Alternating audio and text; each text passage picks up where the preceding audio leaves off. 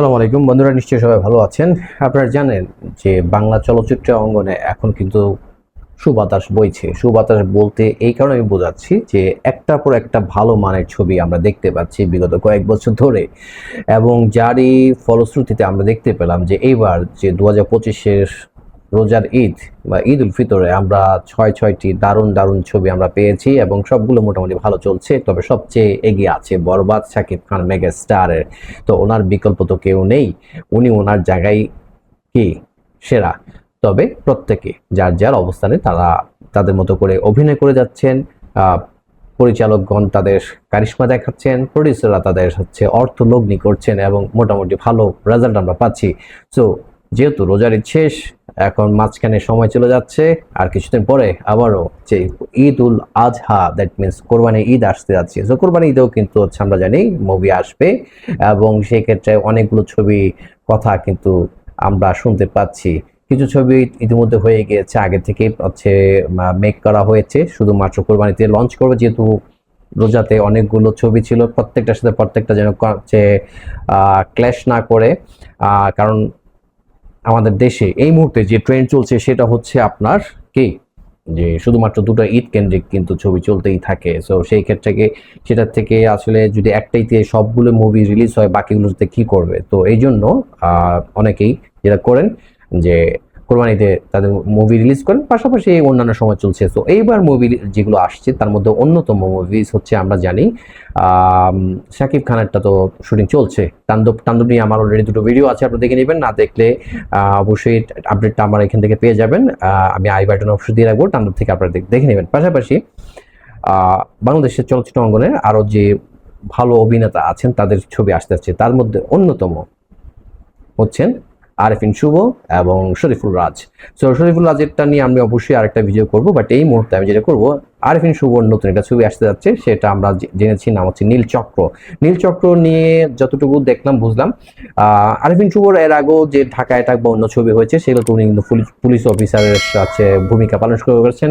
এখন যে টিজারটা দেখতে যাচ্ছি সেখানেও যেই আছে স্বল্প পরিসরে একটা টিজার আমরা পেয়েছি গতকালকে, সেখানেও কিন্তু আমি দেখতে পাচ্ছি সেটা কিন্তু সেম আছে, পুলিশ মতোই কিন্তু ওনার রোল প্লেটা মনে হচ্ছে আমার কাছে যেটা। তো এই ক্ষেত্রে আমরা যতটুকু জানি যে এখানে আরফিন শুভর সাথে তার অপোনেন্টে কাজ করছে হচ্ছে মন্দিরা চক্রবর্তী। আর কথা না বাড়িয়ে চলুন তারা দেখে নেওয়া যাক টিজারটা, তারপরে আসছি আপনাদের সাথে আবারও। 3, 2, 1, লেটস প্লে। বারবিকিউ কি শুধু মানুষের খেতে ইচ্ছা করে, কুত্তারও খেতে ইচ্ছা করে। এটা হচ্ছে ফয়সাল স্যারের স্পেশাল রেসিপি। তাহলে তুই কিছু করছ নাই?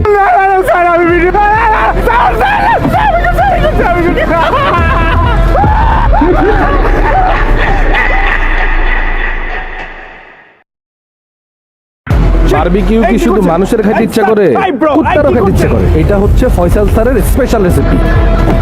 তাহলে তুই কিছু করছ নাই?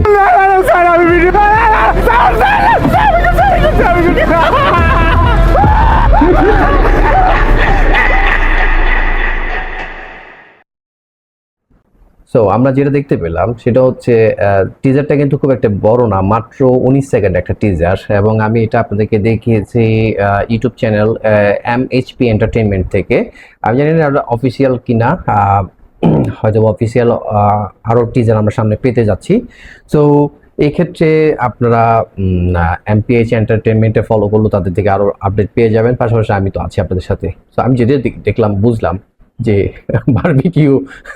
বারবিকিউটা কোথায় হচ্ছে, আর এসে দেখতে পেলেন আপনারা, সেটা নিয়ে না বলি। তো বারবিকিউ বলতে যেটা বলা হচ্ছে যে আমরা কেন খাবো, ডগিও তো পছন্দ আছে, তাই বলে কি ভাই ওটাকেই বারবিকিউ করতে হবে? সো যেখানে ফায়ার লাগানো হলো বা ফায়ার দেয়া হলো, সেটার কাবাবটা আসলে কুকুরের জন্যই হচ্ছে। সো আসলে কতটা পয়সা শেখ হতে পারে সেটা গেস করতে পারছি। মানে অ্যাকশন থ্রিলার হবে আমার যেটা মনে হচ্ছে, সাসপেন্স অবশ্যই আছে, অ্যাকশনস আছে।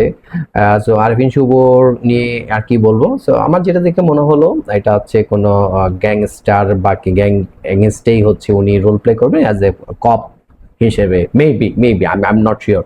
সো পরবর্তীতে আমরা নিশ্চয়ই এই সম্পর্কে আরো জানবো, যেহেতু অফিসিয়াল টিজার আসবে।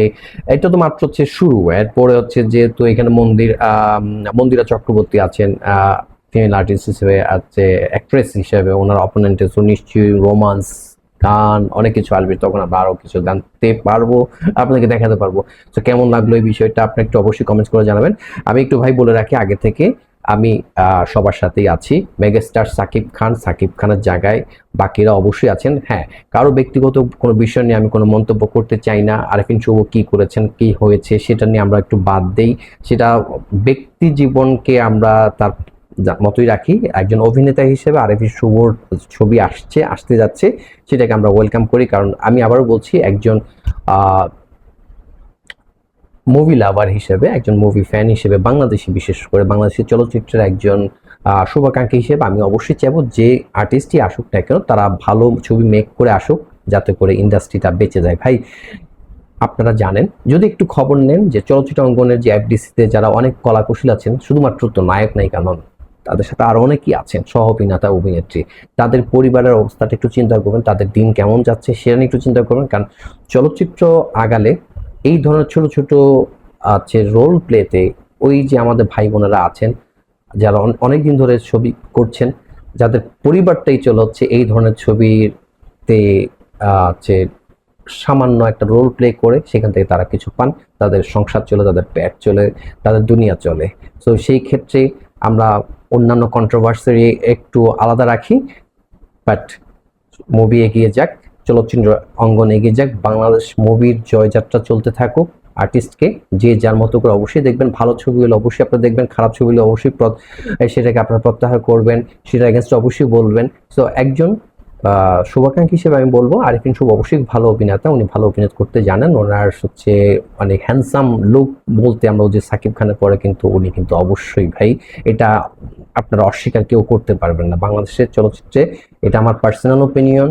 সাকিব খানের পরবর্তীতে যদি অন্য কাউকে আমরা চিন্তা করতে পারি, করা হয় উচিত, তাহলে অ্যাজ এ হিরো লুক, আপনার লম্বা, ফিটনেস, সব কিছুতে কিন্তু আরেফিন শুভ আসেন। তো সেক্ষেত্রে ওনার জন্য শুভকামনা রইল। নীলচক্র ছবির পরবর্তীতে যদি আরো কোনো আপডেট পাই, অবশ্যই আমি আপনাদেরকে জানাবো। তো কেমন লাগছে আমার ভিডিওগুলো অবশ্যই আপনারা জানাবেন।